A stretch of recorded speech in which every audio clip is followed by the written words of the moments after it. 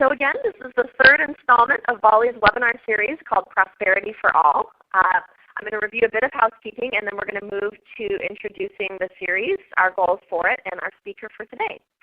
So if you're dialed in by phone but you've not joined us in the webinar room, again, you can find a link in your reminder email from Allie Walker. Because of the number of webinar participants, we'll have the phone line muted while Nikki presents. So if you have a question for her during her presentation, feel free to type your question in the public chat window as it occurs to you. We'll collect those questions and talk through them at the end of the webinar when we have time set aside for Q&A and discussion. Now when we get to that discussion, it will work a little bit differently today than for many of our webinars that some of you participate in. We're going to end the recording of the webinar for our archive after Nikki presents, which means we'll still be together in the webinar room, but our discussion will not be recorded. That's because we've got a really nicely sized group for treating our Q&A more like small group consulting. So as Nikki presents, be thinking about the questions you have from your own work you'd like her insights on, and be prepared to serve those up during the second half of the webinar for some on-call consulting support from Nikki and your peers. If you have technical difficulties at any point during the webinar, you can note that in the chat window, and our staff member, Allie Walker, will send you a private chat to help you get sorted out. The private chat will show up as a new tab to the right of the public chat window in the top right corner of your screen. And that corner of your screen will flash red once the private chat has been initiated. After each webinar, we email everyone registered a link to a full recording of the webinar along with the presentation slides and a copy of the questions from the chat. So you can watch for those materials and an email from Allie Walker over the next few days. So this series grows out of BALLE's inquiries over the past several years about our vision statement and how to get there. Our vision is to create, within a generation, a global network of interconnected local economies that work in harmony with nature to support a healthy, prosperous, and joyful life for all people. Our inquiry is around the all people aspect of our mission.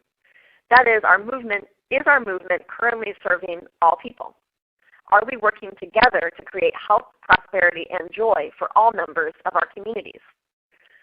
More and more communities have started to do work across differences and are looking to go deeper together, across differences in race, ethnicity, political persuasion, socioeconomic status, religion, sexual orientation. At a time when our broader society feels more polarized than ever, many of us are seeking a deeper community with each other. We have a sense that if we can find new ways of being together, of talking with each other, of working together, that so much more is possible as we work to build a new economy and new forms of community. There's so much we have to learn from each other, so how can we continue to explore that? Further, we are a community rooted in the importance of local ownership. We know that if ownership and access to opportunity stays in the same limited hands in which it currently resides, we can't reach our ultimate goals of a world that works for all people. We know it won't be a new economy at all if access and privilege stay in the same small number of hands as they are now. So it's not just more and more robust local ownership toward which we're all working so hard. It also matters who owns those businesses, and so our inquiry continues. Does everyone in our community have the opportunity to fulfill their entrepreneurial vision, to get access to funding for those ideas, to have the support of their community once they launch their business? And if not, what can we do about that together? So that brings us to this series as a part of BALLE's expanded Prosperity for All work focused on economic justice and working toward real prosperity for all members of our communities. So as we start our webinar discussion today, I have some suggestions for being in today's conversation together. I suggest you bring yourself wherever you are, that there is no such thing as a silly question. We're working to become more comfortable and adept at being together in conversations about economic justice, inclusiveness, and diversity. And finally, this is not about judging people or their experience. It is simply about trying to understand and really be open to perspectives and experiences that are different than our own and learning to work together across those differences. So I'm really delighted to have Nikki Henderson, Executive Director of People's Grocery, with us today. Nikki began her work in social justice through the foster care system in Southern California, having been raised with 7 older foster brothers. Through mentoring, tutoring, and direct foster youth empowerment workshops, she developed her passion for youth leadership development among communities of color. She later shifted into sustainability, developing course curriculum for the University of California system and advocating across the state for environmental justice and political ecology. So we're going to explore today how People's Grocery has taken steps toward building an inclusive food system in West Oakland and to developing deeper relationships and community healing along the way, and some lessons that we can glean for our work in all of our communities, big or small, rural or urban, along the way. So with that, Nikki, I am going to turn it over to you, and I know you want to do kind of an introductory exercise with us. I do. Welcome, everyone. Really, really glad to be in this conversation with you. And thank you, Alyssa, for that great framing. The question that I wanted to ask from the very beginning is that these kind of conversations when it comes to inclusion and diversity and prosperity for all have so many points of entrance and so many points of intersection that I wanted to get an idea of what you wanted to come to the call with. And part of, or what questions you're coming to the call with and what you were hoping to get out of it. And I ask this question because sometimes when I talk about these kind of concepts or do a presentation about this, some people are thinking really tangibly about the fact that they can't actually get their produce box into certain communities that are feeling excluded, and they want to figure that out. And other people are thinking about things around more people-to-people relationships and how to build relationships and things like that. So it's a spectrum for me, and I'm just trying to get something of an idea of where we all are on the spectrum so that I can speak to all needs. So I think Alyssa is going to be looking at the chat room right now and checking out. Yes, so our hope is that folks might be willing to just type a few words or a sentence or two about what is feeling pressing for you or what questions you have, and share that in the chat window. So we'll give folks a minute or two to share what they would like. And while you guys are sharing, I wanted to tell a quick story about me because I don't think that that's in the presentation.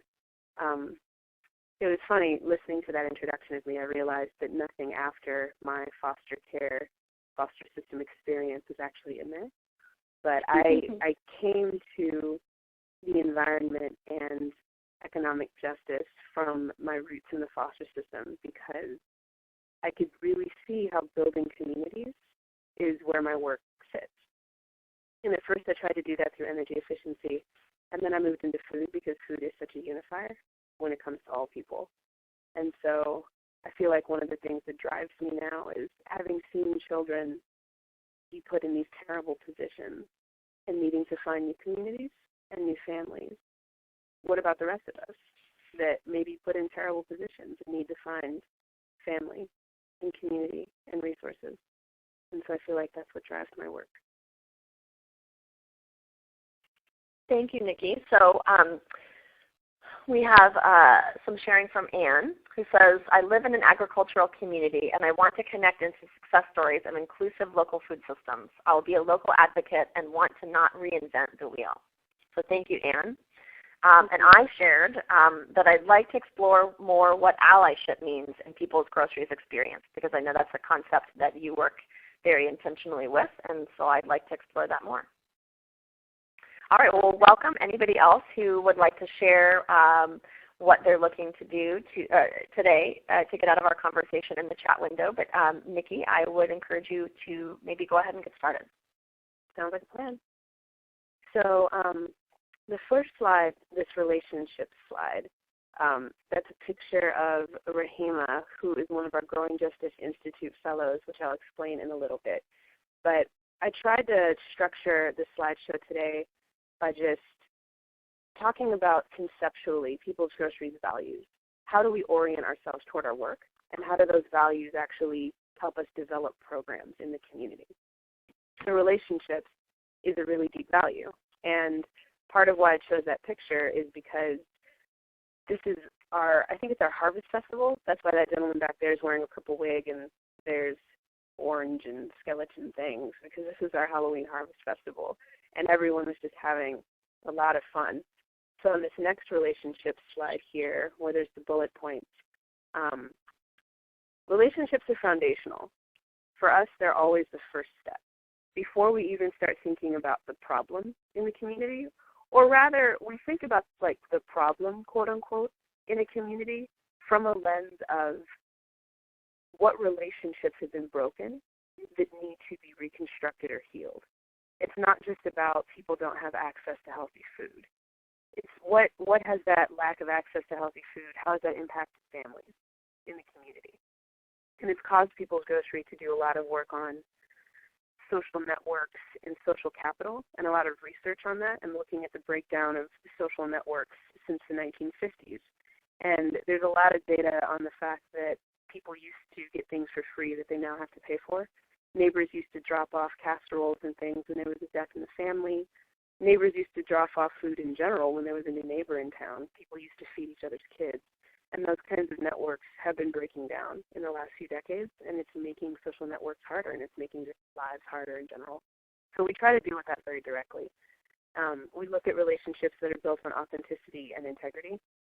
They're hard work, and they take work.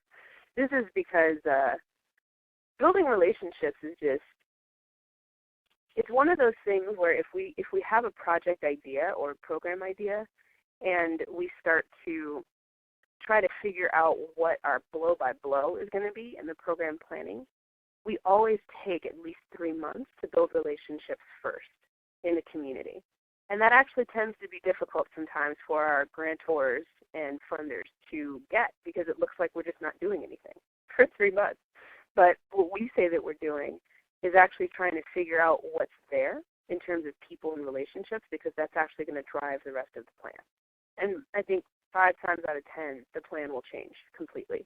And so a programmatic example of that is the California Hotel Garden. The California Hotel is a single-room occupancy, low-income housing structure that is in the heart of West Oakland. It has capacity for 200 folks. Only 35 or so live there now because the building is still under code. And when People's Grocery was asked to come in there with a garden 3 years ago, the backyard was full of car batteries and syringes and all kind of crazy stuff. And so we came in there, cleaned up, and in a 1/4 acre space put in a greenhouse and raised beds, chickens, aquaponics, vermiculture, bees. There's an outdoor kitchen now, pretty much anything we could think of. And that space is not meant to be a production space. We're not trying to feed large numbers of people with that space. That space is explicitly to build relationships, which has also been it's a subtlety that actually makes our garden space different than a lot of other urban farming, quote-unquote, enterprises that are actually trying to increase food access by feeding people food. We don't grow that much in that space. We've got so many different things going on there that our production is actually lessened because of the way that we're using the space. But we have quarterly festivals, weekly garden events. It's the hub through which we build community in West Oakland. And we find that that's really, really important, because then people can enter however they like. And it really, really is a great step for inclusion for us. So on this next slide here, deep listening. Listening was a concept that is integral to relationships, because we can't build relationships unless we listen. So the next slide of deep listening, bullet points, listen beyond the words. So West Oakland is this community that is predominantly people of color. It's 50% African American, very, very urban. And it's predominantly African American. There's probably 35-ish% Latino population, and then the rest are Asian and white. And it's also, I think, between 50 and 75% of the community is underemployed, and most of the community doesn't have a vehicle. So just when it comes to access to things like transportation and jobs, West Oakland is struggling as well. So when we build relationships with people and we try to figure out how they interact with food right now, part of our listening beyond the words and not interpreting and just letting what people are saying affect us is that if we talk about our garden and they talk about how they had a grandparent that gardened and how much they liked it, or if they talk about how I had another great example of that. I think we had an example of a woman who came to our garden whose child had just been murdered. And so she sat in the garden and just sat for an extended period of time. She didn't do anything. She just sat. And in terms of listening beyond the words, that's what she needed. She needed to just sit. We didn't need to ask her to pick up a rake. We didn't even need to ask her to fill out a survey. We didn't need to track her in our programs other than knowing that she needed something from us. And that established a connection which was foundational for all of our relationships. And so when it comes to a program that we try to design around that in terms of listening beyond the words, it was our program that we do call Allyship. And that program started because we noticed that there was incredible diversity between our staff, the community that we serve, and our interns and volunteers. Different races, different cultural backgrounds, different socioeconomic statuses, and we were having trouble figuring out how to mix all those folks together with intention. And so we started doing all-day workshops around race, class, power, and privilege that we called anti-oppression workshops. And it went into the history of historical and systemic oppression in the food system specifically, just to give people a refresher course on what the dynamics are within the food system. And very recently we've started integrating emotional intelligence training just so that people can get familiar with how to stay in a conversation when it gets really uncomfortable, because some of these conversations did get really uncomfortable. And that was one of the intentional ways that we tried to build our capacity to deeply listen. So on the next slide here, building collective power, our logo is there because I feel like that logo actually really accurately represents building collective power and what we're trying to do. Folks join together with food. So on the next slide here, understanding the dimensions of power, the bullet pointed slide. As a young activist in college, I definitely read the critical pedagogy canon, and critical pedagogy as in pedagogy of the oppressed, all of those books that went into how to do community organizing. I feel like I took that into my work at People's Grocery quite a bit when trying to think about building our programs around inclusion. And so the three faces of power when it comes to the first face of power being decision-making and the power to make and influence decisions, the second face of power being non-decision-making, the power to set agendas and determine what's even being discussed to make a decision. That one is really big when it comes to the food system. And we had to really think about that when it comes to fast food chains in the community and even the city sometimes, creating a context where people don't even know what questions to ask because they don't even know what's possible. They don't get to go to the Rock Ridges in Oakland and see small format stores and see stores that are just selling organic food. Like they've never actually encountered that before. So we knew that in the food system, there are some players that are actually setting the context for the conversation so people don't know what kind of decisions they can make. And then the third face of power is ideological power, the power to shape people's desires, which is mass advertising. And there was a course that I helped plan at UC Berkeley where Marian Nessel came and spoke and was speaking about advertising to children in the food system and how the advertising to children went up 75% once the laws around that changed.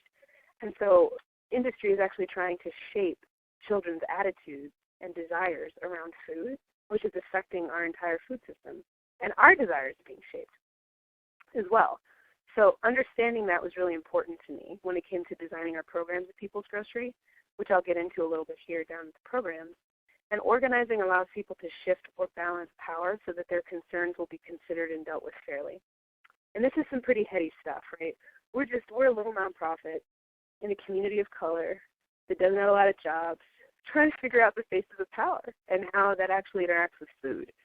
And so the Growing Justice Institute, actually I'll start with the Grub Box first.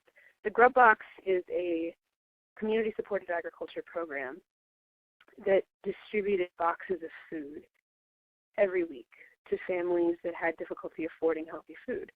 And when we were trying to figure out how folks could actually afford the kinds of food we're distributing, we were thinking about, in terms of power, people having the agency to actually assist each other in a way that was not patronizing. And so we came up with a subsidized box where the box cost $18 and sponsors, quote unquote, pay $24 for the box and residents pay $12 for the box. So that $6 went to subsidizing the price of the box for a family in West Oakland who couldn't afford an $18 box. And we tried to develop ways of having both residents and sponsors of the box interact with one another in a way that was filled with gratitude. Never quite cracked that, I have to say. Anyone who wants to talk more about that in the questions, we can. But that was a really interesting case study. And the Grow Box is still running. now in partnership with a farm. And the Growing Justice Institute is probably, I think, one of our biggest successes when it comes to building collective power, because we were trying to figure out a way to not just come up with great programs on our staff, but actually come up with a way for People's Grocery to interact with the community. And so the Growing Justice Institute is a leadership development program where residents in West Oakland who have an idea for a healthy cooking class or really want to do a raw foods business or a catering company, anything like that, they join us for a period of 2 years and become a cohort of fellows that People's Grocery designs and implements programs in partnership with. And so we go through workshop series together. We learn about the political economy of food, social determinants of health, high-level concepts that they might not have a chance to interact with otherwise. And then we try to design programs together that address the root causes of issues of food insecurity in West Oakland. And so we provide training support. We open up all of our networks and our social capital to them so that they can really build their businesses and projects.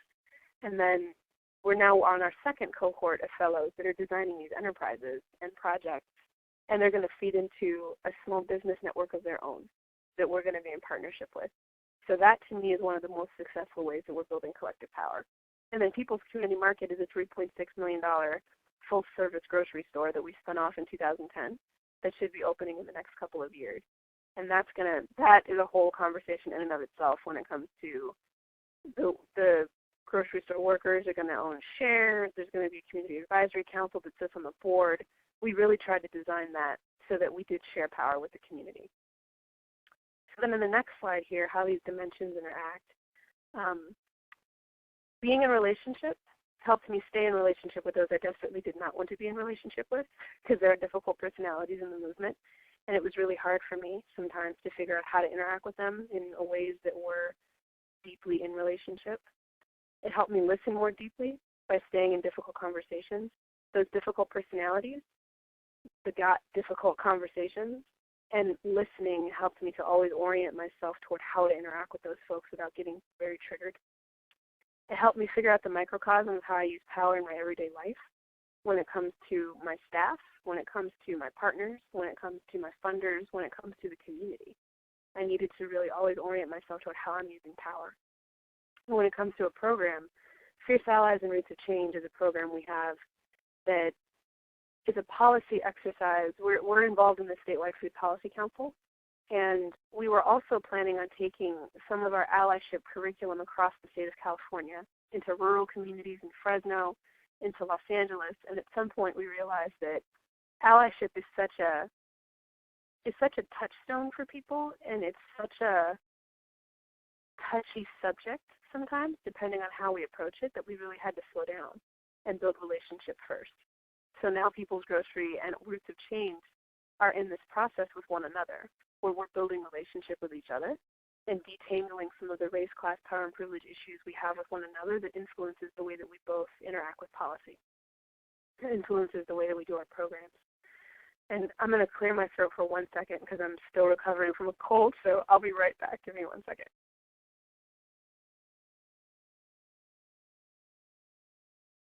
Okay, I'm back. Whew, sorry about that.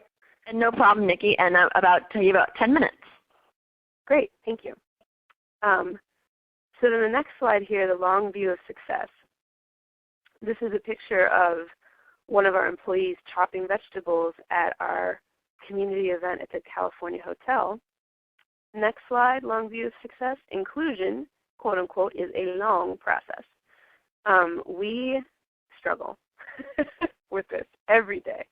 And as intentional as we try to be with all of these values and how they interact with our programs, it's very hard sometimes to see how when our community events don't actually have the diversity of the community at the events, and us trying to figure out how we could do that better. It being a long process also means that we have to determine a realistic measure of success. We have to celebrate our milestones and actually select benchmarks that remind us of how well we're actually doing.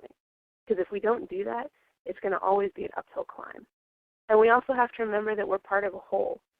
There's all these other activities going on in West Oakland, and there's all these other steps that need to be taken to actually create an inclusive future for all, and we're just a piece of it, and to not try to take on the whole thing by ourselves.